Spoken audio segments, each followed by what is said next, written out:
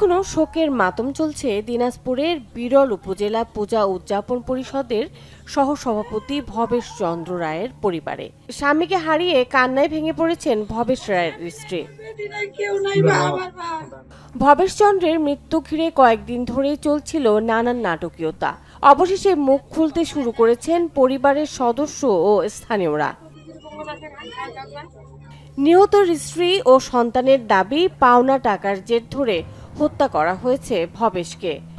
একই এলাকার রতন আতিক সহ 4 জন তাকে বাড়ি থেকে মোটরসাইকেলে করে নিয়ে যায়। জানান এতদিন ভয়ে মুখ খোলেননি তারা।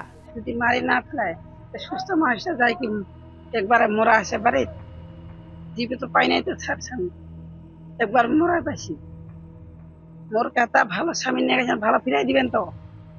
ভালো ফিরাই দেন নাই। অসুস্থ হবে মেডিকেল টান দিবেন তো? সেটাও করে নেই। আমরা একবারে মৃত্যু হিসাবে আমরা ফুলবাড়ি ধরে যাচ্ছি। এই যেভাবে আছে যাই দেখেছি, হাত পা করে পাথর হয়ে গেছে, নাড়েছি সেভাবে উল্টি করছে।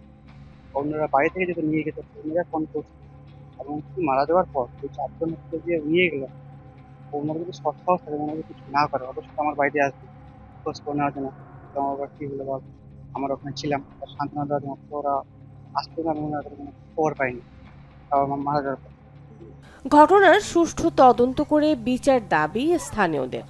সুস্থ বিচার চাই। এখন আমার দেওয়ার ভাইয়ের মতো না।